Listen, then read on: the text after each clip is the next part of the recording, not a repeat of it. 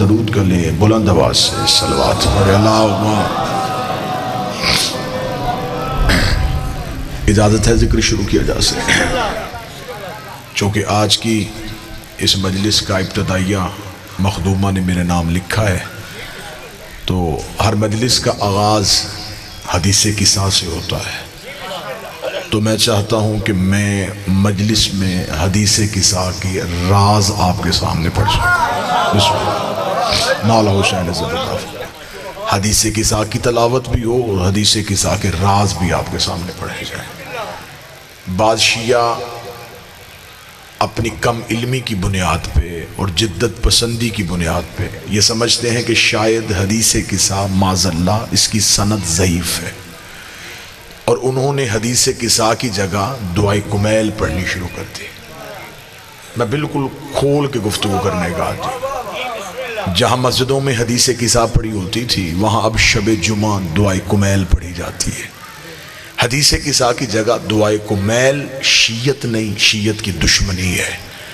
حدیث قصہ، میں دعائے کمیل کا انکار نہیں کر رہا، دعائے کمیل کی اپنی حیثیت ہے، حدیث قصہ کی اپنی انفرادیت ہے۔ دعائے کمیل کا مقابلہ حدیث قصہ سے ہو ہی نہیں سکتا۔ میں ایک پہلا فرق پڑھ دیتا ہوں، دعائے کمیل اور حدیث قصہ میں اتنا فرق ہے کہ دعائے کمیل میں علی نے بندے کو بتایا ہے کہ اللہ سے گفتگو کیسے کرنی ہے، حدیث قصہ میں اللہ نے بندے کو بتایا ہے کہ 14 سے گفتگو کیسے کرنی ہے۔ بسم اللہ۔ کتنا فرق، بسم اللہ سے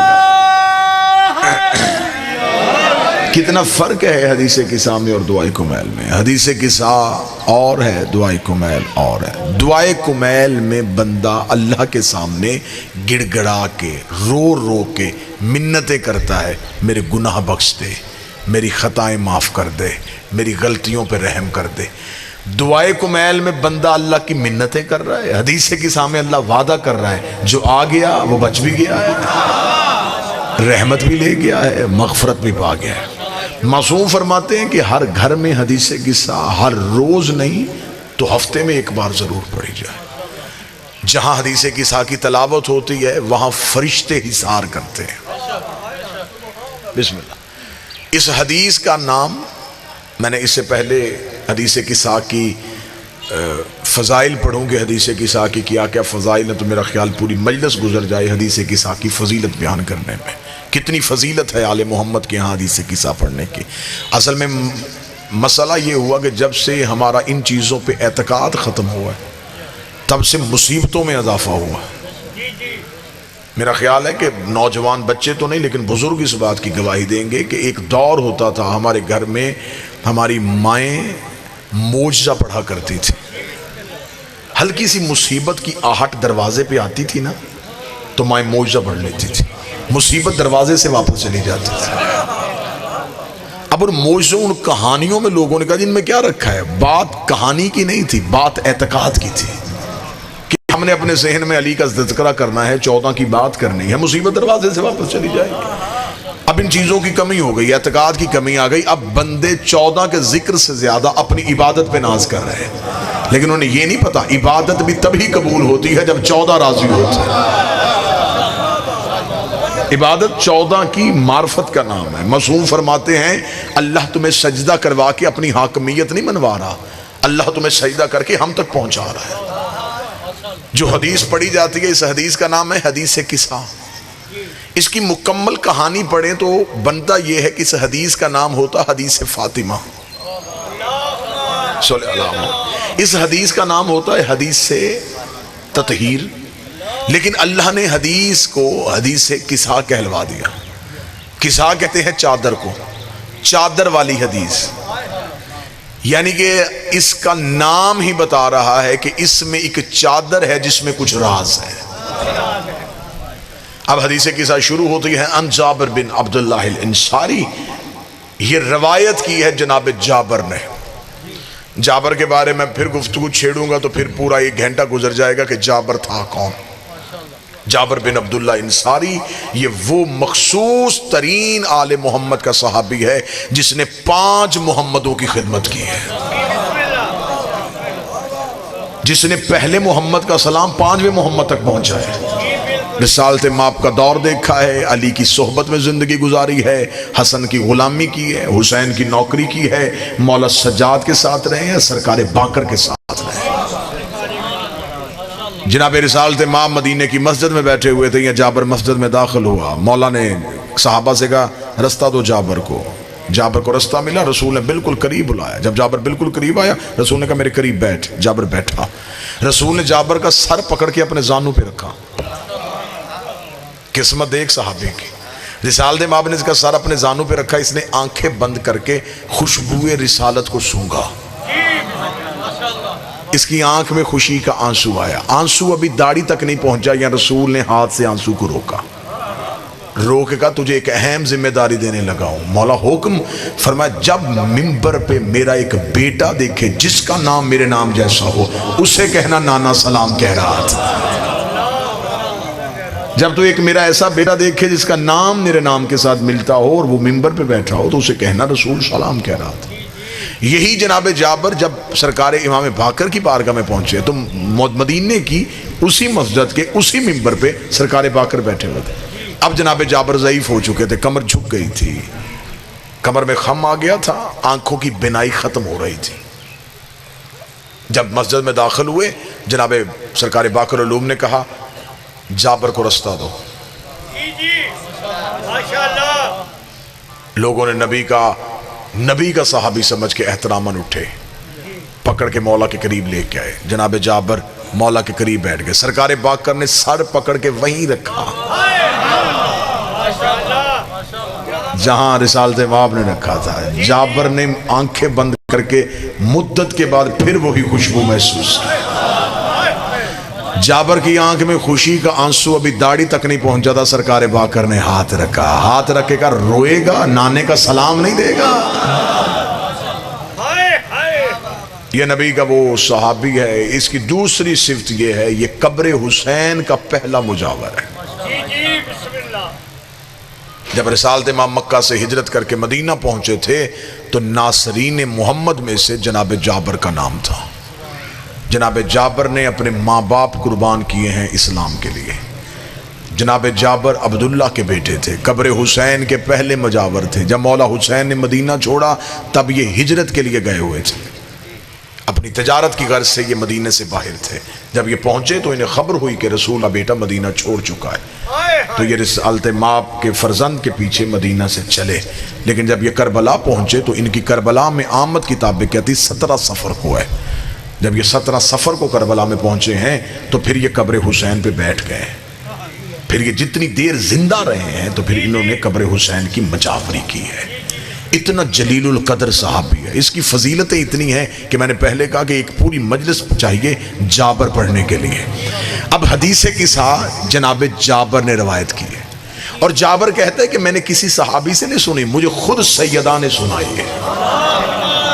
رویا جابر، یہ روایت جابر سے ہے لیکن جابر نے سنا زہرا سے ہے۔ جابر کہتے ہیں کہ میں نے بی سنا۔ اگر آپ آمادہ ہیں تو پھر میں حدیث قصہ پڑھنی شروع کروں، اگر آپ ذہنی طور پہ آمادہ ہیں، کیونکہ ہمیشہ حدیث قصہ پڑھی جاتی ہے، لوگ سن رہے ہوتے ہیں لیکن پڑھنے والا عربی میں پڑھ رہا ہوتا ہے، سننے والوں کو نہیں پتا ہوتا کہ وہ کیا پڑھ رہا ہے، وہ احترام میں بیٹھے ہوتے ہیں۔ اب میں حدیث قصہ آپ کو اردو میں سنا دیتا ہوں۔ وہ جناب جابر کہتے ہیں کہ مجھے شہزادی نے کہا ہے کہ فی بعض الایام، چند دنوں بعد نبی میرے گھر آئے۔ آج کی مجلس کو بچے ضرور غور سے سنیے گا، فی بعض الایام، چند دنوں بعد نبی میرے گھر آئے۔ پہلا سوال یہاں یہ پیدا ہوتا ہے، جو نبی روز آیا کرتے تھے وہ چند دنوں بعد کیوں آئے؟ رسول تو روزانہ بی بی کے دروازے پہ آتے، تو یہ بی بی نے یہ جملہ کیوں کہا فی بعض الایام، چند دنوں کے بعد میرے گھر آئے؟ جب میں نے تاریخ سے اس کا مطالعہ کیا کہ وہ نبی کسی جنگ کے لیے گئے ہوئے تھے، نبی تجارت کی غرض سے گئے تھے، نبی مدینے سے باہر تھے، تو پھر مجھے تاریخ نے بتایا کہ یہ جو حدیث قصہ ہے یہ 9 اور 10 ہجری کا درمیانی وقت تھا۔ اس وقت نبی کہاں تھے؟ نجران کے عیسائی مدینے آئے ہوئے تھے، اور 3 دن تک وہ مدینہ مسجد میں قیام پذیر تھے، رسول ان کی میزبانی کر رہے تھے۔ 3 دن نبی گھر نہیں آئے، 3 دن مسلسل مسجد میں بیٹھ کے نجران کے عیسائیوں کی میزبانی بھی کرتے رہے، انہیں دین بھی بتاتے رہے۔ جب تیسرے دن انہوں نے کوئی بات نہیں مانی تو خدا نے کہا فَقُلْ تَعَالُوا نَدْعُوا أَبْنَاءَنَا وَأَبْنَاءَكُمْ، میرا حبیب اگر یہ نہیں مانتے تو پھر ان سے کہے یہ بیٹے لائیں ہم بیٹے لاتے ہیں، یہ نساء لائیں ہم نساء لاتے ہیں، یہ نفس لائیں ہم نفس لاتے ہیں۔ اب رسول مسجد سے اٹھ کے بیٹی کے دروازے پہ آئے۔ بی بی نے بعض ایام اس لیے کہا کہ 3 دنوں کے بعد نبی گھر آئے۔ اب جو گھر آئے ہیں بیٹی کا گھر سمجھ کے نہیں آئے۔ اب حدیث قصہ آگے چلی، نبی پہلے آتے تھے، سلام کرتے تھے، زہرا استقبال کرتی تھی، نبی ماتھا چومتے تھے، نبی جا کے حجرے میں بیٹھ جاتے تھے۔ اب حدیث قصہ کے جملے کہ نبی آئے، دروازے پہ رک گئے، رک کے نبی نے کہا ایتینی بالکساء الیمانی، زہرا مجھے چادر اوڑا، زہرا مجھے چادر اوڑا۔ اس کے آگے حدیث قصہ میں جملہ کا ضعف بدنی، نبی نے کہا کہ میں اپنے بدن پہ کمزوری محسوس کر رہا ہوں۔ پڑھنے والے نے آپ کو سنایا کہ رسالت امام معاذ بیمار تھے اور بخار کی وجہ سے کمزوری محسوس کر رہے تھے۔ میں 2 علموں کے درمیان بیٹھا ہوا ہوں، مذہب اہل بیت میں جو بیمار ہو جائے وہ نبی نہیں ہوتا، کیونکہ بیماری تب آتی ہے جب جسم پہ کنٹرول نہ رہے، تو جس کا جسم پہ کنٹرول نہ ہو اس کا کائنات پہ کنٹرول کیسے ہو سکتا ہے؟ نبی نے یہ نہیں کہا کہ زہرا میں بدن پہ کمزوری محسوس کر رہا ہوں، نبی نے زہرا کے دروازے پہ رکے گا، زہرا رسالت کمزوری محسوس کر رہی ہے، رسالت کمزوری محسوس کر رہی ہے۔ اب میرا مجمع مجھ سے پوچھے کہ رسالت میں کمزوری کیسی آ گئی؟ نبی نے زہرا کے دروازے میں رک کے کہا اس نے بیٹے مانگ لیے میرے ہے نہیں، اس نے عورتیں مانگ لی ہیں میری اس قابل نہیں۔ زہرا رسالت کمزوری محسوس کر رہی ہے، مجھے اپنی چادر اڑا اور مجھے رشتے دے، اتنا کہنا تھا۔ بی بی نے اپنی چادر اڑائی، نبی نے کہا اب میں سکون محسوس کر رہا ہوں۔ جس کی چادر نبوت کو شفا دے اسے شریعت میں زہرا کہے۔ بسم اللہ۔ بادشاہ حسین عزت، انتہائی روحانیت والی مجلس، انتہائی نورانیت والی مجلس۔ پہلا ہی راز آپ نے انتہائی محبت کے ساتھ سنا، پہلا ہی جملہ آپ کو بڑے اچھے طریقے سے وصول ہو گیا۔ بعض ایام نبی مباہلہ کے لیے تیاری کر رہے تھے۔ دوسرا راز نبی نے یہ نہیں کہا کہ میرا جسم کمزور ہو گیا ہے، رسالت کو رشتے چاہیے۔ 2 راز پڑھی گئے جی، تیسرا راز پڑھتے ہیں۔ اب بی بی نے چادر اڑائی اور نبی گھر میں چادر لے کے بیٹھ گئے۔ یہ چادر نبی کی نہیں تھی۔ چلے میں جملہ تبدیل کرتا ہوں، جس کے کاندھے پہ خود کملی تھی، مجھے نہیں کتابوں میں ملا کہ نبی کوئی ایسا لمحہ تھا جب، کیونکہ عربوں میں ابا لباس تھی، چادر نبی کے دوش میں موجود تھی، نبی نے اپنی چادر لے کے نہیں بیٹھے، زہرا تو مجھے چادر اوڑا۔ کملی والے نے سیدہ سے چادر مانگی، سیدہ نے چادر دی، نبی چادر کے نیچے بیٹھ گئے۔ آگے چلیں جی۔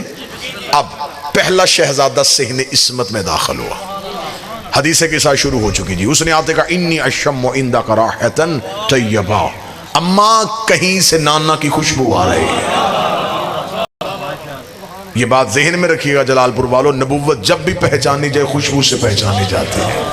یہی وجہ تھی کہ ہجرت کی رات بستر پہ علی کو سلایا، کیونکہ علی کے جسم سے بھی وہی خوشبو آتی تھی جو محمد کے بدن سے آتی تھی۔ اماں کہیں سے نانا کی خوشبو آ رہی ہے، انی اشم عندک راحۃ طیبہ کأنہا رائحۃ جدی رسول اللہ، اماں یہ خوشبو میرے نانا کی ہے۔ اتنا کہنا تھا یا بی بی نے اشارہ کیا چادر کے نیچے ہے رسول۔ اب حسن چلتے چلتے چادر کے قریب ہے، السلام علیکہ یا جدی، نانا بیٹے کا سلام۔ رسول نے چادر کے اندر سے حسن کی آواز سنی، فرمایا علیکہ السلام یا قرۃ عینی و ثمرۃ فؤادی، او میری آنکھوں کی ٹھنڈک، اے میرے دل و جان کے میوہ، تجھ پہ میرا سلام۔ حل اتعذر لی ادخل معک تحت الکساء، نانا اجازت ہے میں چادر کے نیچے آ جاؤں؟ رسول نے اجازت دی، اب حسن بھی چادر کے نیچے آ گئے۔ اب دوسرا شہزادہ صحن میں آیا، سوال پھر وہی ہوا، انی اشم عندک راحۃ طیبہ، اما کہیں سے نانا کی خوشبو آ رہی ہے۔ فرمایا صرف نانا نہیں، بھائی بھی چادر کے نیچے ہے۔ اب حسین چلتے چلتے چادر کے قریب آئے، السلام علیکہ یا جدی رسول اللہ، نانا بیٹے کا سلام، آواز علیکہ السلام یا قرۃ عینی و ثمرۃ فؤادی۔ پھر رسول کو پتا چلا یہ حسین ہے، فرمایا یا شافع امتی، ہائے ہائے، اے میری امت کی شفاعت کرنے والے، جسے اللہ شافع بنائے اسے مصطفیٰ کہتے ہیں، جسے مصطفیٰ شافع بنائے اسے حسین کہتے ہیں۔ یا شافع امتی، حسین تجھ پہ میرا بھی سلام، الاتعذرنی ادخل معک تحت الکساء، اجازت ہے میں چادر کے نیچے آ جاؤں؟ اجازت ملی حسین۔ پہلے حدیث کساء کے یہ جملے سنیے گا، راز سے پردہ میں بعد میں اٹھاتا ہوں۔ اب امیر المومنین آ گئے، فرمایا شہزادی یہاں سے رسول کی خوشبو آ رہی ہے۔ فرمایا صرف نبی نہیں، دو بیٹے بھی چادر کے نیچے۔ علی آئے، چادر کے نیچے چلے گئے۔ اب یہاں تک حدیث قصہ اتنی سنیے گا، اب راز سنیے گا۔ حسن آئے، پوچھا اماں نانا کہاں ہے؟ حسین آئے، سیدہ سے پوچھا نانا کہاں ہے؟ علی آئے، سیدہ سے پوچھا رسول کہاں ہے؟ اتنے پڑھے لکھے مجمع میں سوال کرتا ہوں، جس نے سب سے پہلا سوال کیا حسن نے۔ یہ وہی امام حسن ہے جو ماں کی گود میں بچپن میں لوح محفوظ پڑھتا تھا، جو فرش میں بیٹھ کے عرش دیکھتا تھا، اسے گھر میں نانا نظر کیوں نہیں آیا؟ جو وہاں بیٹھ کے لوح محفوظ پڑھتا تھا، اس نے زہرا سے کیوں پوچھا؟ شاید یہ تین حجتیں زمانے کو بتانا چاہ رہی ہے کہ زہرا ہے کیا۔ حسن نے بی بی سے پوچھا، حسین نے بی بی سے پوچھا، علی نے زہرا سے پوچھا۔ جس علی نے پوچھا وہ سلونی کا دعویٰ کرتا ہے، جس حسین نے پوچھا وہ نیزے کی نوک پہ قرآن پڑھتا ہے، جس حسن نے پوچھا وہ ماں کی گود میں لوح پڑھتا ہے۔ حسن بھی امام، حسین بھی امام، علی بھی امام۔ امام کہتے ہیں رستہ یا متوجہ صاحبان مکمل ہے؟ موضوع پسند ہے یا نہیں ہے جی؟ حسن نے بھی سیدہ سے پوچھا، حسین نے بھی سیدہ سے پوچھا، علی نے بھی سیدہ سے پوچھا۔ اگر آپ کی دلچسپی موضوع میں ہے تو اگلا نتیجہ اس سے بھی خوبصورت دینے لگاؤں۔ حسین نے اجازت مانگی تو چادر کے نیچے گئے، حسن کو اجازت ملی تو چادر کے نیچے گئے، علی جیسے امام کو رسول نے اجازت دی تو وہ چادر کے نیچے آئے۔ اب میرا مجمع مجھے بول کے بتائے یہ وہی حسین نہیں ہے جو رسول سجدے میں تھا تب پشت پہ آ کے بیٹھ گیا تھا؟ تب تو کاندھا پکڑ کے نہیں پوچھا کہ نانا اجازت ہے میں تیری نماز میں آ جاؤں؟ نماز میں بغیر اجازت کے، چادر میں اجازت مانگ کے، اس کا مطلب ہے وہ نماز کبریا ہے، یہ حجاب کبریا۔ وہاں بغیر اجازت کے چلا گیا، زہرا کی چادر میں بغیر اجازت کے نہیں۔ اب یہ چادر کے راز پڑھوں میں آپ کے سامنے، یہ چادر تھی کیا؟ دو جگہوں پہ مجھے نبی رکتا ہوا نظر آیا ہے۔ رسول کعبے میں جاتا ہوا دروازے پہ اجازت نہیں مانگی، رسول مسجد میں جاتے تھے، رسول مسجد کے دروازے پہ رک کے اجازت نہیں مانگی۔ دو جگہوں پہ نبی رکتے تھے، ایک سیدہ کے دروازے پہ، ایک جب معراج پہ گئے تو پردے کے باہر رکے، یا ادھر رکے ہیں یا ادھر رکے ہیں۔ اب مجھے نہیں پتا، میرا تو عقیدہ ہٹ کے ہے، مجھے تو سمجھ نہیں آ رہی، یا وہاں بطور رہتی ہے یا یہاں توحید رہتی ہے۔ کوئی بول سکے تو زحمت فرمائے گا سر، یا وہاں اجازت مانگی گئی ہے یا پھر یہاں اجازت مانگی گئی۔ اجازت ہے میں چادر کے نیچے آ جاؤں، علی کو اجازت مل گئی، حسن کو اجازت مل گئی، حسین کو اجازت مل گئی۔ اب سیدہ ابھی تک نہیں آئی، چادر ادھوری ہے۔ جو ہی سیدہ چادر کے اندر آئیں، اب رسول نے چادر کے پلو پکڑے، بِطَرَفِ الْكِسَاءِ وَأَوْمَا بِيَدِهِ الْيَمْنَى إِلَى السَّمَاءِ۔ رسول نے چادر کے دونوں پلوؤں کو تھام کے کہا اللہم اِنَّا هَؤُلَاءِ أَهْلُ بَيْتِي، میرے اللہ یہ ہیں میری اہل بیت، یہ ہے میری اہل بیت۔ ادھر رسول نے کہا یہ میری اہل بیت ہیں تو عرش پہ ہلچل مچ گئی۔ فرشتوں نے پوچھا وَمَن تَحْتَ الْكِسَاءِ، یہ چادر کے نیچے کون ہے؟ یہ جو فرشتوں نے پوچھا نا وَمَن تَحْتَ الْكِسَاءِ، یہ لا علمی نہیں، اس کا مطلب یہ نہیں کہ فرشتے جاہل تھے، فرشتوں نے سوال دہرایا۔ اگر کوئی بندہ علم سننے والا بیٹھا تو یقیناً اگلی سطر پہ تائید کرے گا، یہ فرشتوں نے ومن کہہ کے سوال کو دہرایا ہے۔ یہ سوال ایک بار نہیں دوسری بار ہوا ہے۔ یہ پہلی بار کب ہوا تھا؟ جب خدا نے فرشتوں سے کہا تھا آدم کو سجدہ کرو، فرشتوں نے کہا کیوں کریں؟ خدا نے کہا بتاؤ یہ کون ہے، بتاؤ یہ کون ہے؟ فرشتوں نے کہا ہم نہیں جانتے۔ فرمایا آدم تو نام پڑھ، آدم نے نام پڑھے، خدا نے کہا اب سجدہ کرو۔ اس وقت خدا نے پوچھا تھا بتا یہ کون ہے، بتا یہ کون ہے۔ آج فرشتوں نے پوچھا اب بتا یہ کون ہے، اتنا کہنا تھا۔ اب آواز خدائی ہم فاطمہ تو و ابوہا و بالوہا و بنوہا، ایک زہرا ہے، ایک زہرا کا بابا ہے، ایک سیدہ کا شوہر ہے، دو سیدہ کے بیٹے ہیں، میرے اللہ رسول کلام تو نہیں جانتا تو کون جانتا ہے؟ تو یہ کہہ دیتا ایک مصطفیٰ ہے، ایک مصطفیٰ کی بیٹی ہے، ایک مصطفیٰ کا بھائی ہے، دو مصطفیٰ کے نواسے ہیں۔ تو انہیں تعارف زہرا کا نام لے کے کیوں کروایا؟ جبکہ چادر میں 4 مرد موجود تھے، 4 مردوں کے ہوتے ہوئے مستور کا نام دے کے تعارف کروایا۔ خدا نے کہا اس لیے زہرا کا نام دے کے تعارف کروایا۔ اگر میں کہتا محمد ہے، محمد کی بیٹی ہے، کل کوئی مولوی بھونک دیتا بیٹی تھی لیکن زہرا نہیں تھی، بیٹی تھی لیکن زہرا نہیں تھی، نبی کی اور بھی بیٹیاں تھی۔ میں نے فاطمہ کہہ کے دنیا کو بتایا ہے کہ اہل بیت محمد کے رشتہ داروں کا نام نہیں، اہل بیت زہرا کے رشتہ داروں کا نام۔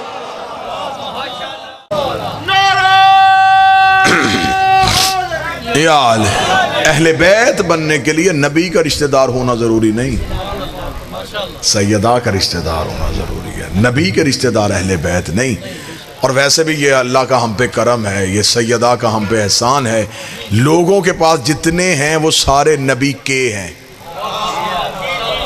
ہمارے پاس سارے نبی سے ہیں۔ آپ نے جملہ سمجھا نہیں، میں جملہ گہرائی میں لے جاؤں۔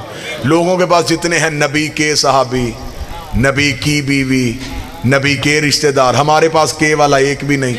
یا علی انت منی، اے علی تو مجھ سے، حسن منی، حسن مجھ سے، حسین منی، حسین مجھ سے، الفاطمہ تو بضعۃ منی، فاطمہ مجھ سے۔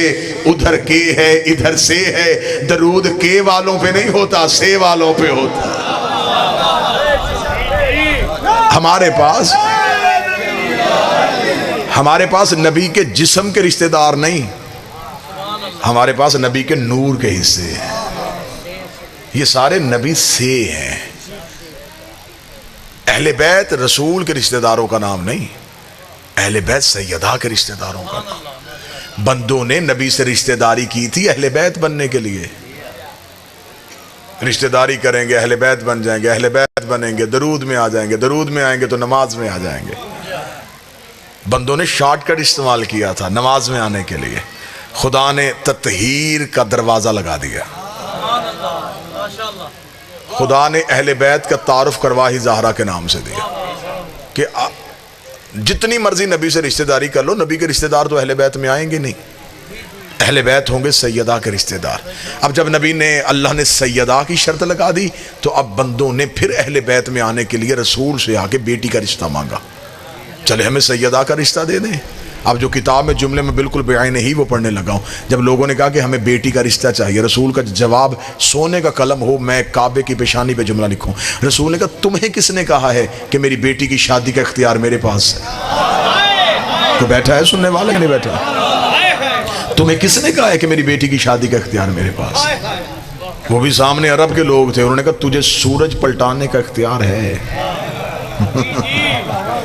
تجھے چاند اور ٹکڑے کرنے کا اختیار ہے، تو پتھروں کو کلمہ پڑھوائے یہ تیرا اختیار ہے، تو درختوں کو چلائے یہ تیرا اختیار ہے، بیٹی کی شادی کا اختیار تیرے پاس کیوں نہیں؟ شادی کو تو ولی کی اجازت ہوتی ہے اور تو بیٹی کا ولی ہے۔ جو جواب رسول نے دیا قلم ٹوٹ گئی ہے بندوں کی۔ رسول کا جواب سننا اور چہروں پہ نور ولایت آ جائے گا۔ رسول مسکرا کے فرماتے ہو جاہلو میں مسلمان بناتا ہوں معصوم نہیں بناتا۔ ہائے ہائے، میں مسلمان بناتا ہوں معصوم نہیں بناتا۔ بیٹی ہے معصومہ، رشتہ چاہیے معصوم، معصوم بناتا ہے وہ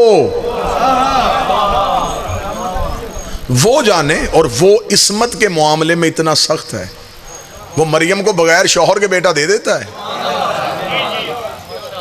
معصومہ غیر کے گھر نہیں بھیجتا۔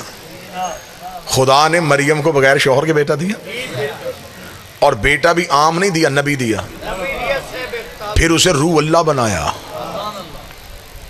عیسیٰ جیسا بیٹا بغیر باپ کے دیا۔ چلیں آپ آمادہ ہیں اور بڑی بہت بہترین صبح مجلس اور بڑا ہی کمال مجمع جو بڑی آمادگی کے ساتھ گفتگو کو سن رہا ہے۔ اللہ نے جناب مریم کو بغیر شوہر کے بیٹا کیوں دیا؟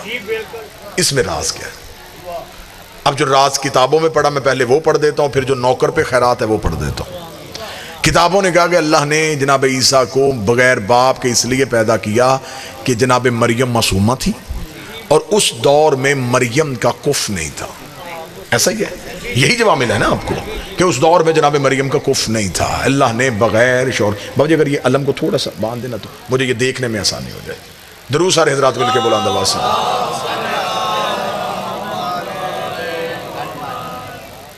اب بس ٹھیک ہو گیا، بہتر ہو گیا. درود سارے حضرات مل کے بلند آواز سے.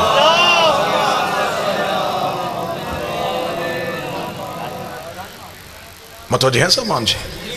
اللہ نے جناب مریم کو بغیر شوہر کے بیٹا کیوں دیا؟ انہوں نے کہا جی بغیر شوہر کے اس لیے دیا کہ جناب مریم کے دور میں دوسرا معصوم کوئی نہیں تھا، ہم پلہ نہیں تھا.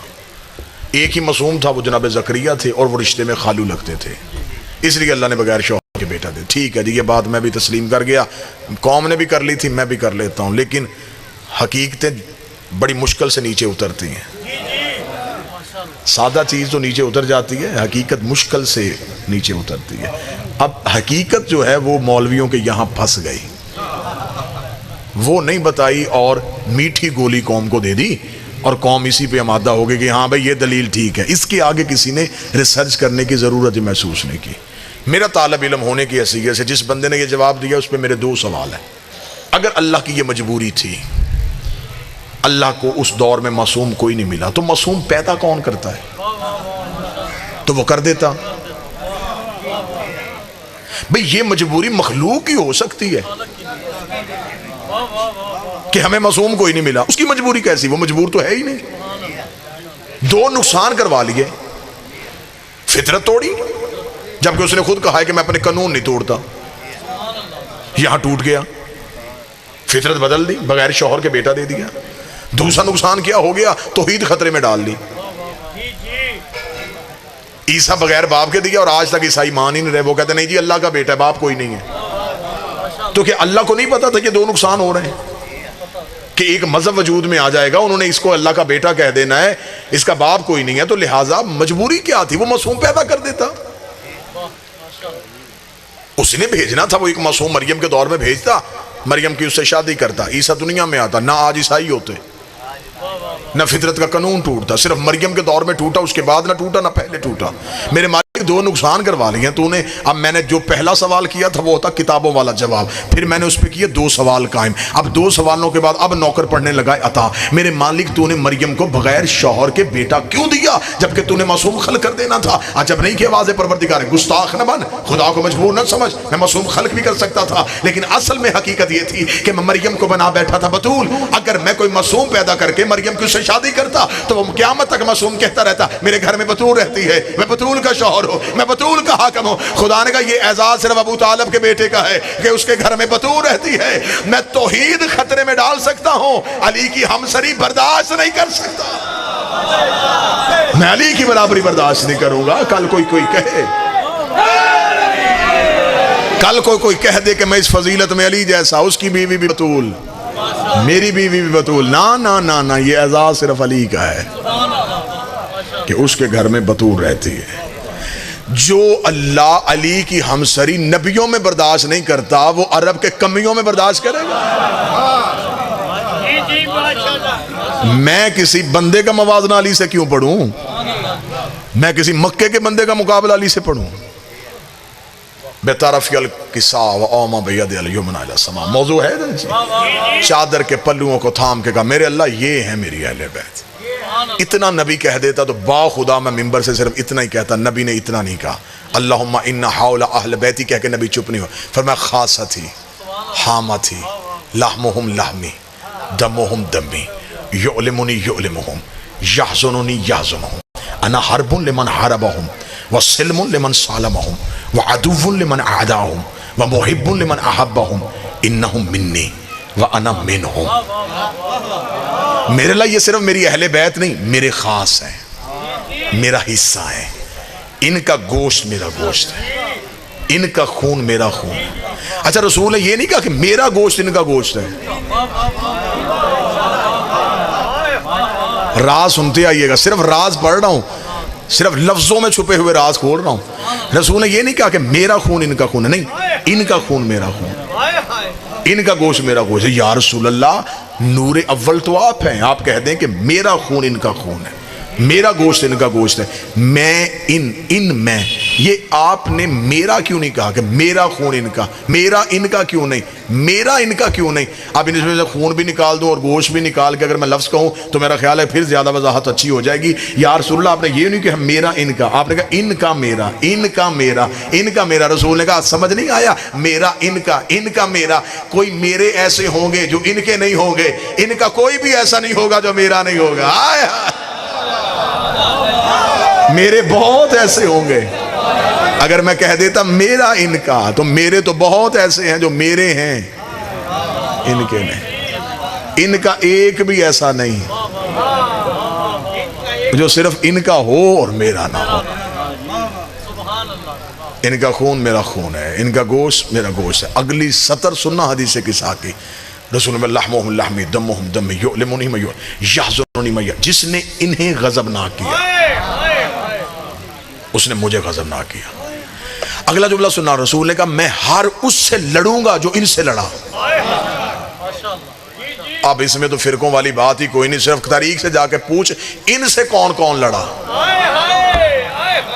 جو ان سے لڑا وہ نبی سے لڑا، جو نبی سے لڑا وہ خدا سے لڑا، جو ان سے لڑے گا وہ مجھ سے لڑے گا، جو ان سے دوستی کرے گا وہ مجھ سے دوستی کرے گا، جو ان سے دشمنی کرے گا وہ مجھ سے دشمنی کرے گا، کیونکہ یہ مجھ سے ہیں، میں ان سے ہوں۔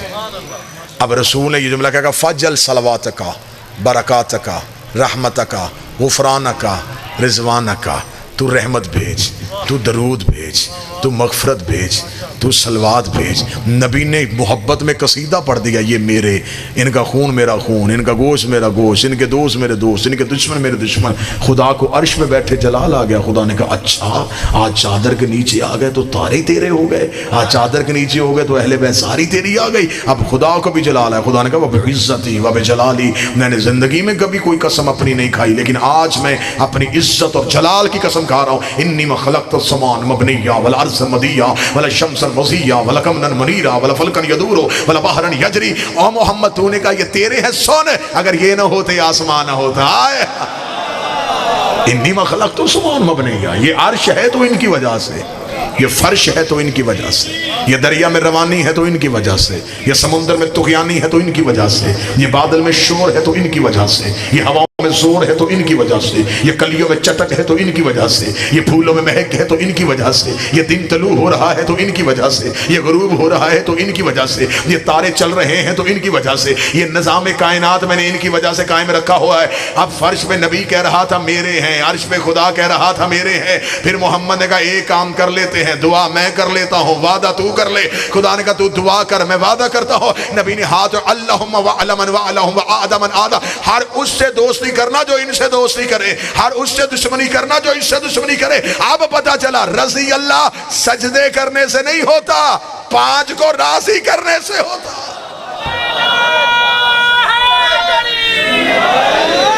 ہر اس سے دوستی کرنا، اب نمازوں سے راضی نہ ہونا۔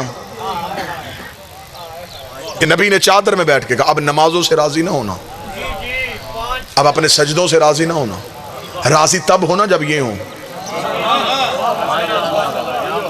اب دوستی کا معیار بدل، اب تیری دوستی نہیں، ان کا دوست تیرا دوست، ان کا دشمن تیرا دشمن ہے۔ ہر اس سے دوستی کرنا جو ان سے دوستی کرے، ہر ان سے دشمنی کرنا جو ان سے دشمنی کرے۔ اب خدا نے کیا کہا تھا کہ مجھے اپنی عزت اور جلال کی قسم، توجہ میری طرف رکھیے گا، مجھے اپنے عزت و جلال کی قسم کہ میں کچھ بھی نہ بناتا اگر یہ نہ ہوتے۔ میرا خیال ہے یہ بات ادھوری رہی ہے، میں اسے مکمل کر دیتا ہوں۔ مجلس ہو رہی ہے، آج صاحبان لگا ہوا ہے، قلین بچھا ہوا ہے، ممبر سجا ہوا ہے، مومنین بیٹھے ہیں۔ آپ کل کو اسی جگہ پہ آئیں گے، نہ صاحبان ہوگا، نہ قلین ہوگا، نہ ممبر ہوگا۔ دروازے پہ کھڑا ہو کے کوئی بندہ پوچھے کہ وہ کل والا صاحبان، قلین، ممبر، کناتیں کہاں گئیں، تو کوئی کہے گا وہ سب کچھ تھا مجلس کی وجہ سے۔ مالک حسین عزت فرمائے جو پہلے لمحے میں مومن بولے، اس کا مطلب ہے کہ اس کا ذہن مجلس میں ہوتا ہے۔ وہ سب کچھ جیسے سب تھا مجلس کی وجہ سے، مجلس ختم انتظام ختم۔ اس کا مطلب ہے یہ سب کچھ مجلس کی وجہ سے. خدا کہتا ہے مجھے عزت اور جلال کی قسم میں نے زمین ان کی وجہ سے بنائی ہے, آسمان ان کی وجہ سے بنا. تو اب جلال پور کا مجمع بول کے مجھے بتائے, اللہ سے سوال نہ کرے میرے مالک اگر ان میں سے سارے چلے گئے ہیں تو زمین لپیٹ دے, آسمان گرا دے, سورج بجھا دے, چاند واپس لے جا, تو نے سب کچھ ان کی وجہ سے بنایا. جب یہ ہی نہیں تو پھر زمین و آسمان کیسا؟ خدا نے کہا گستاخ نہ بن, یہ تھے نہیں یہ ہیں. ان کا کوئی نہ کوئی محمد ابھی بھی ہے, یہ تھے نہیں, کوئی محمد ابھی موجود ہے جس کی وجہ سے آسمان بچا ہوا ہے, زمین سجی ہوئی ہے. کوئی محمد ابھی ہے جس نے کائنات کے نظام کو روکا ہوا ہے. کوئی محمد ہے جو نظام کائنات چلا رہا ہے. آج کے شیعوں کے لیے مدت پہلے صادق کی بارگاہ میں ایک صحابی نے سوال کیا تھا, اس دور کے شیعوں کے لیے نہیں تمہارے لیے کیا تھا. وہ جواب مولا کا سننا اور اپنا عقیدہ ٹھیک کر لینا. اس بندے نے امام سے کہا مولا جس دور میں آپ میں سے کوئی بھی نہیں ہوگا اس دور کے شیعہ مسائل کس سے پوچھیں گے؟ یقیناً یہ آج کے دور کی بات ہے. جس دور میں آپ کا کوئی بھی نہیں ہوگا اس دور کے شیعہ کیا کریں گے؟ امام جلال میں آ کہتے وہ کون سا دور ہوتا ہے جب ہم نہیں ہوتے؟ ہم ہر دور میں موجود ہیں. اب میں کیا کروں, میں مشکل دور کا پابند خطیب ہوں. مجھے حقائق پڑھنے بھی ہوتے ہیں اور ہوا کے جھونکے کی طرح گزرنا بھی ہوتا ہے. میں چاہتا ہوں کہ قوم کے سامنے یہ امانتیں پڑھی جائیں, لیکن اشارہ اتنا بہتر استعمال کیا جائے کہ جتنا بہتر اشارہ میری قوم سمجھتی ہے اتنا روئے زمین پہ کوئی قوم نہیں سمجھتی. میں اشارہ دینے لگا ہوں, جو اشارہ سمجھے گا مجھے چہرے سے پتہ چل جائے گا. یہاں اشارہ پیاسے کا کام ہے چشمے کو ڈھونڈنا. بابا جی اشارہ سمجھے گا, پیاسے کا کام ہے چشمے کو ڈھونڈنا. اب اگر کوئی پیاسا چشمہ ڈھونڈے ہی نہ اور نالی سے پانی پی لے, اس میں چشمے کا کیا قصور ہے؟ کو بیٹھا ہے اشارہ سمجھنے والا. تمہارا کام تھا امام کو ڈھونڈنا, اب تم امام کو ڈھونڈو ہی نہ اور کسی اپنے مرضی کے پوچھ لو تو بتا دے, تو اس میں مالک کا کیا قصور ہے؟ اچھا سوال پوچھنے کے لیے کہتے جی امام ہے ہی نہیں, مدد مانگنے کے لیے امام سے, پھر جس سے جواب مانگا اسے مدد بھی مانگ. اگر وہ تیری مشکل کشائی کر سکتے ہیں تو وہ تجھے تیرے مسئلوں کا حل بھی بتا سکتے ہیں. انہیں بتانا آتا ہے, ہمیں پوچھنا نہیں آ رہا. ہم نے اپنی جہالت چھپانے کے لیے کہہ دیا وہ پردے میں ہے. وہ پردے میں کیسے ہیں؟ وہ تو ظاہر ہے. ہماری آنکھوں کے آگے پردے ہیں. ہماری آنکھوں کے آگے دنیا داری کا پردہ, تعصب کا پردہ, حوث کا پردہ, ہرس کا پردہ. یہ پردے ہٹا تجھے حجت نظر آئے. اگر یہ نظر نہ آ سکتے ہوتے, میں بہت بڑی بات کہنے لگا ہوں, اگر یہ نظر نہ آ سکتے ہوتے تو یہ مرنے کے بعد بھی نہ آتے. موت کے وقت سرحانے کس کی کرسی ہوتی ہے؟ علی کی. علی نظر آیا, کیوں نظر آیا؟ اس لیے کہ دنیا کے پردے ہٹ گئے. دنیا کے پردے ہٹے, حجت نظر آ گئی. تو ابھی زندہ ہٹا, حجت ابھی نظر آ جائے گی. حجت نظر میں آ سکتی ہے, تو پردے ہٹا. مرنے کے بعد بھی تو نہیں بدلا, تیرے اعمال بھی وہی تھے. امام فرماتے ہیں ہم سے ملاقات کے لیے جو شیطان ہمارے ماننے والے کے دل میں پہلی رکاوٹ ڈالتا ہے وہ یہ ڈالتا ہے کہاں ہم کہاں وہ. آج بھی کسی شیعہ سے پوچھو جی امام سے ملاقات ہو سکتے, وہ کہتے ہیں ہم گناہگار ہیں. وہ امام کہتے ہیں یہ پہلی رکاوٹ ہے تمہاری اور ہماری ملاقات میں جو تمہارے دل میں ابلیس نے ڈالی ہے. کہاں تم اور کہاں ہم. دو علموں کے درمیان معصوم کا فرمان سنو. معصوم فرماتے اگر ہم تمہیں تمہارے گناہوں کی وجہ سے دور رکھتے تو ہم تمہارے دل میں اپنی ولایت ہی کیوں ڈالتے. اگر ہم نے تمہارا ظرف اس قابل سمجھا ہے کہ اپنی ولایت تمہیں دی ہے تو یقیناً ہم تمہیں ملنا چاہتے ہیں. ہم تمہیں ملنا چاہتے ہیں. ہماری طرف سے انکار نہیں ہے, تمہاری طرف سے انکار ہے. ہم ملنے سے نہیں گھبرا رہے, تم ملنے سے گھبرا رہے. امام فرماتے ہیں کہ میں بہت دفعہ منبر سے یہ جملہ پڑھ چکا ہوں لیکن میں اپنی قوم کے بچوں کو رٹانا چاہتا ہوں. امام فرماتے ہیں اپنے گھر میں دسترخوان سجاؤ تو ایک فرد کی جگہ خالی چھوڑ دو. بچے ماں باپ سے پوچھیں یہ کس کی جگہ ہے تو اس سے کہو ہمارا امام ہمارے دسترخوان پہ آئے گا. جس گھر کے بچوں کو یقین ہو جائے کہ ہمارا مولا ہمارے گھر آتا ہے، ہمارا مولا ہمارے گھر میں آتے ہیں، ہماری دعائیں سنتے ہیں، ہماری مشکلوں میں ہمارے حل کرتے ہیں، تو وہ بچہ کبھی بھی غیر سے نہیں مانگے گا۔ مولا فرماتے ہیں ہمیں دکھ ہوتا ہے جب ہمارے ہوتے ہوئے تم کسی سے مانگتے ہو۔ یہ یقین ہے کہ امام، کسی شیعہ سے پوچھو امام زندہ ہے؟ زندہ ہے۔ موجود ہے؟ موجود ہے۔ دیکھ رہے ہیں؟ دیکھ رہے ہیں۔ لیکن پھر بھی اس کے باوجود ہم غیروں کے دروازے پہ کھڑے، میرا یہ کام کروا دے، میری یہ مشکل حل کروا دے، میری یہ مشکل حل کروا دے۔ امام نے کہا یہ رکاوٹ تم نے ڈالی ہے، تم ہم سے مانگنا شروع کرو، ہم تمہیں دینا شروع کریں گے۔ تمہارے مانگنے میں دیر ہو سکتی ہے، ہمارے دینے میں دیر نہیں ہو سکتی۔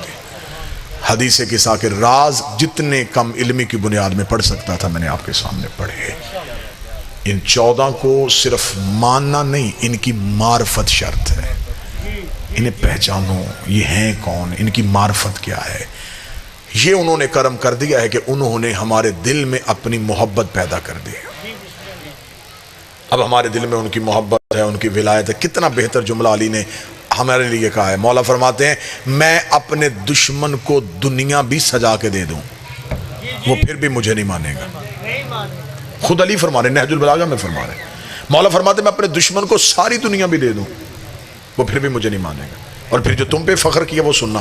علی فرماتے ہیں میں اپنے محب کی ناک پہ تلوار رکھ کے کہوں میری محبت مجھے واپس کر، وہ پھر بھی نہیں کرے گا۔ وہ میرے کہنے پہ بھی مجھے واپس نہیں کرے گا۔ علی کو اتنا ناز ہے اپنے شیعہ پہ۔ ایک بندے نے کوفے میں آ کے کہا تھا، اس نے کہا یا علی میں غریب ہو گیا ہوں، تیری محبت کا فائدہ کیا ہے؟ علی نے چہرہ پھیر لیا، اس نے کہا میں مانگنے کے لیے آیا تھا، آپ نے رخ کیوں بدلا؟ امام نے فرمایا حق کے امام کے سامنے جھوٹ بولتا تجھے شرم نہیں آتی؟ اس نے کہا مولا میں نے کیا جھوٹ بولا؟ فرمایا قیمتی چیز اپنے پاس رکھ کے خود کو غریب نہیں کہتے۔ اس نے کہا مولا میرے گھر میں کوئی قیمتی چیز نہیں۔ مولا نے فرمایا اس وقت بھی تیرے پاس وہ چیز ہے۔ مولا کوئی چیز بھی نہیں ہے۔ امام نے فرمایا ابھی سودا کر لیتے ہیں، میری محبت مجھے واپس کر، کائنات کے خزانے تجھے دیتا ہوں۔ قدموں میں گر کہتا دو جہاں بھی تول کے دے، میں تیری محبت پھر بھی واپس نہیں کروں گا۔ علی مسکرا کے فرماتے اتنی قیمتی چیز اپنے پاس رکھ کے خود کو غریب کیسے کہلوا رہا تھا؟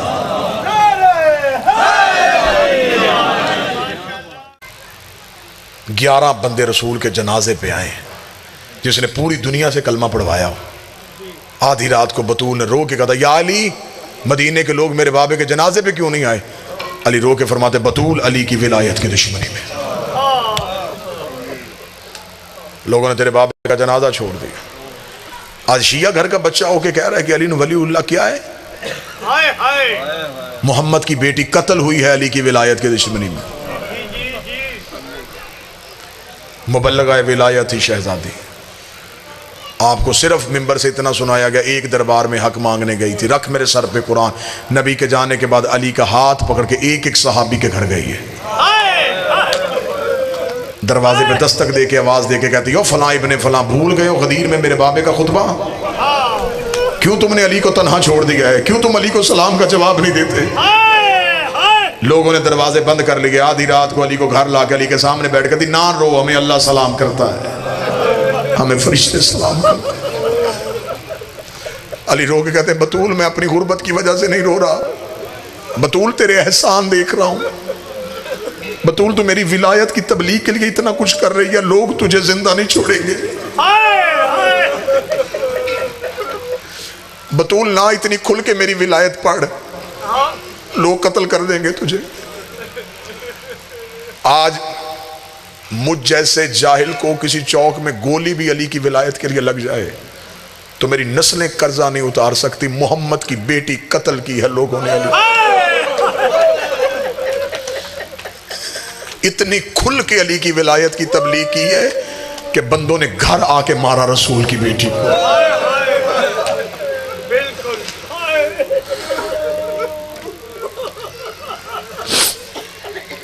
ابھی میں آپ کے سامنے جو چادر کے راز پڑھ رہا تھا، یہ چادر لٹ گئی علی کی ولایت کی خاطر،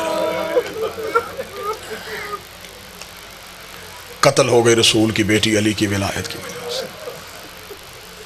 آدھی رات کو تنہا جنازہ پڑھا ہے اور علی جنازے پہ بیٹھا رو رہا ہے، رو کے کہہ رہا بطول ایک تو ہی تو تنہا میری ولایت کی مبلغہ تھی. بطول پہلے بابا چھوڑ کے گیا، اب تو چھوڑ کے چلی گئی، اب میری ولایت کون منوائے گا؟ علی بطول کے جنازے پہ اتنا کہہ رہا تھا، یہاں پیچھے سے علی کی بیٹی آئی، بابے کے گلے میں باہیں ڈال کے کہتی نہ رو، ابھی زینب زندہ ہے. بابا لوگوں نے تیری ولایت کی خاطر اگر تیرے بیٹے بھی قتل کر دیے نا تو تیری بیٹی زندہ ہے. کیوں مارا کربلا میں رسول کا بیٹا حسین؟ بہت غلطی کی مولوی نے، اس نے قوم کو حق نہیں سنایا، دین بچانے کے لیے گیا تھا. کلمہ تو وہ پڑھ رہے تھے، نمازیں تو وہ پڑھ رہے تھے، روزے تو وہ رکھ رہے تھے. آخری حملہ پڑھو میرے بادشاہ حسین کا، مقتل کی بڑی سے بڑی کتاب اٹھا کے آخری حملہ پڑھو. جب سارے مارے گئے نا، تنہا رہ گیا میرا حسین. 9 لاکھ کے سامنے جا کے حسین نے رو کے کہا او مسلمانوں، میں تم میں وہ چہرے دیکھ رہا ہوں جنہوں نے مجھے نبی کے کاندھوں پہ دیکھا ہے، میں تم میں وہ لوگ دیکھ رہا ہوں جنہوں نے مجھے نبی کی پشت پہ دیکھا ہے. آنکھوں سے دیکھا ہوا اور پھر قتل کر رہے ہو. حسین 9 لاکھ کے سامنے یوں کھڑے ہو کہتے تم نے میرا اکبر مارا میں چپ رہا، تم نے میرا غازی مارا میں خاموش رہا، تم نے ایک دن میں میرا سارا گلستان اجاڑ دیا میں چپ دیکھتا رہا. مجھے صرف اتنا بتاؤ مجھے مارنا کیوں چاہتے ہو؟ 9 لاکھ سے آواز آئی لے بغض ابھی، تیرے باپ علی کے دشمنی. کیوں کیا تھا تیرے نانے نے علی کی ولایت کا اعلان؟ ہم علی کی نسل ختم کریں گے. تیرے باب علی کی ولایت کی دشمنی میں آئے. بیٹے نے جملہ کہا مجھے کیوں مار رہے ہو؟ انہوں نے کہا تیرے بابے کی دشمنی میں. بیٹے کا کہا ہوا یہ قوم بھول جاتی. مجھے حسین کی ماں کی قسم ہے، بیٹی نے شام کے بازار میں کھڑے ہو کے کہا مجھے کیوں مار رہے؟ انہوں نے کہا تیرے باب علی کی دشمنی میں مارے. شیعہ ہو کہ آج کوئی بندہ علی کی ولایت چھوڑ دے، جس ولایت کے لیے علی کی بیٹی شام کے بازار میں پتھر کھاتی رہی. کتنا مارا انہوں نے علی کی بیٹی کو. مجھے حسین کی ماں کی قسم ہے، ہم تو تمہیں ڈرتے سناتے ہی نہیں. کتاب سے روایت پڑھتے ہیں، کئی بار سوچتے ہیں یہ روایت کیسے پڑھیں گے، پڑھیں گے تو مجمع سے مومن مر کے اٹھیں گے. کیسے پڑھیں گے؟ 2 علموں کے درمیان کھڑا ہوں، صرف اتنا پڑھتے پتھروں کی بارش ہوئی، رکھ میرے سر پہ قرآن. شام کی عورتوں نے ابلتا ہوا پانی علی کی بیٹی کا، جس کے ہاتھ میں جو آیا.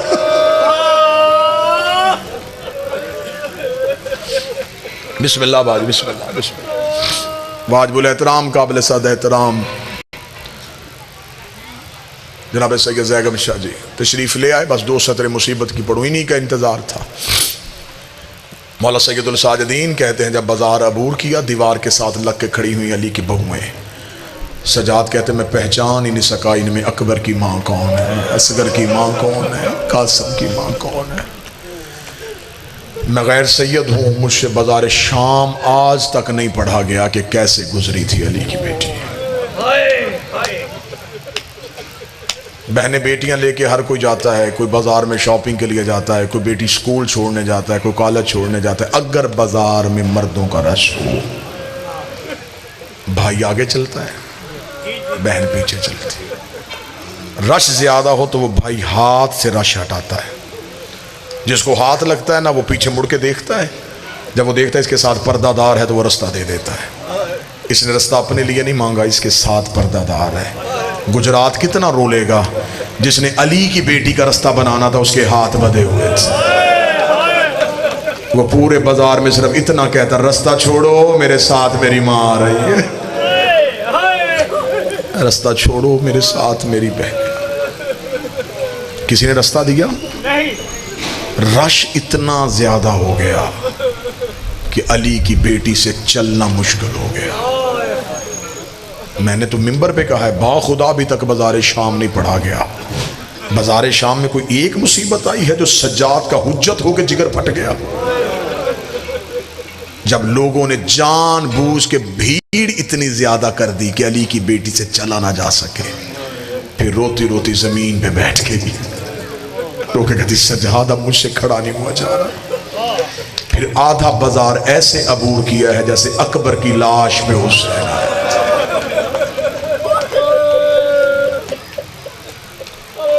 جب واپس آ گئی تھی مدینے، ایک مستور نے پوچھا تھا، بس آخری جملہ، اس نے کہا بی بی سب سے زیادہ ظلم کہاں ہوا؟ فرمایا شام میں۔ بی بی سب سے زیادہ مصیبت کہاں آئی؟ فرمایا شام میں۔ اس نے کہا بی بی سب سے زیادہ تکلیف کہاں ہوئی؟ فرمایا کوفے میں۔ اس نے کہا بی بی ظلم شام میں، تکلیف کوفے میں کیوں ہوئی؟ جو جواب دیا تیری ہائے نکلے گی۔ بی بی رو کے دی شام والیوں کو نہیں پتا تھا میں کون ہوں، کوفے کی ہر مستور جانتی تھی میں علی کی بیٹی ہوں۔ شام والی یہ کہہ کے پتھر مارتی رہی جسے چلنا نہیں آتا وہ باغی کی بڑی بہن ہے۔ کوفے والی یہ کہہ کے دیکھتی رہی وہ جو سامنے آ رہی ہے یہ علی کی بڑی بیٹی ہے۔ انہوں نے مجھے باغی کی بہن سمجھ کے مارا، انہوں نے مجھے علی کی بیٹی سمجھ کے مارا۔ کوفے کا پہلا بازار آیا، بی بی کی آواز آئی سجاد۔ جی اماں۔ سجاد ان سے کہ گلی بدلیں۔ اماں کیوں؟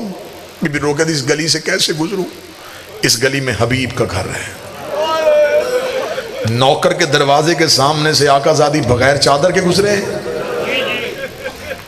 اتنا کہنا تھا سید الساجد نے کہا ملعون گلی بدل۔ اس نے کہا رستہ نہیں بدلنا، حکم یہی ہے اسی رستے سے لے کے جانا ہے۔ بی بی رو کہتی اچھا سجاد اگر انہوں نے اسی رستے سے لے کے جانا، انہیں کہے میرا اونٹ حبیب کے مکان کی چھت کے قریب کرے۔ اما کیوں؟ بی بی رو کہتی اس کا بیٹا چھت پہ کھڑا ہے، میں اسے اس کے بابے کا پرسہ دے لوں۔ تیری ہائے نے نکلی او بی بی تیرے 9 مارے گئے تجھے کوئی رونے نہیں آیا، تو نوکر کے دروازے پہ پرسہ دینے آئی ہے۔ بی بی کا اونٹ حبیب کے مکان کی چھت کے قریب آیا، حبیب کا بیٹا چھت پہ کھڑا تھا۔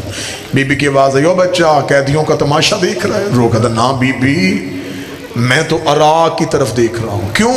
رو کے کہتا وہاں میرا بابا گیا ہوا ہے، میرے مولا وہاں آئے ہیں، انہوں نے ہمیں خط لکھا تھا، ہمارا بابا نصرت کے لیے گیا ہوا ہے۔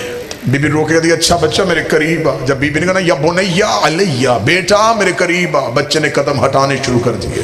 بی بی رو کے کہتی میں تجھے قریب بلا رہی ہوں تو دور کیوں ہٹ رہا ہے؟ جو بچے نے جواب دیا رات تو بستر پہ جملہ یاد کر کے تڑپے گا۔ حبیب کا بیٹا رو کہتا بی بی میں نے پہلی بار کوئی مستور قیدی دیکھی ہے، میں نے آج تک مردوں کے ہاتھ بدے دیکھے ہیں، میں نے پہلی بار کسی مستور کے ہاتھ بدے دیکھے ہیں۔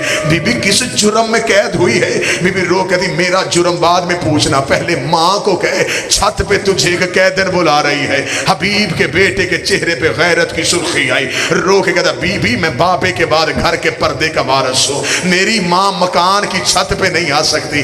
اتنا کہنا تھا، بی بی نے کہا کیوں نہیں آتی؟ رو کے کہتا وہ مدینے والے سیدوں کی کنیز ہے، وہ کبھی بھی بغیر پردے کے چھت پہ نہیں آئی۔ اتنا جملہ کہنا تھا، یہ حبیب کے سر نے نیزے سے پرواز کی، مکان کی چھت پہ آیا، بیٹے کو کہتا ماں کو کہے آگ لگا برقے کو، دروازے پہ علی کی بیٹی کھڑی ہے، دروازے پہ محمد کی بیٹیاں کھڑی ہیں۔ حبیب کی زوجہ ننگے پاؤں دوڑی، بی بی کے اونٹ کے سامنے ہاتھ جوڑے، رو کے کہتی میں نہیں پوچھتی حبیب کہاں ہے، میں نہیں پوچھتی حسین کہاں ہے، مجھے صرف اتنا بتا جب تیری چادر چھین گئی تیرا عباس کہاں تھا، وہ جسے انگلی پکڑ کے چلنا۔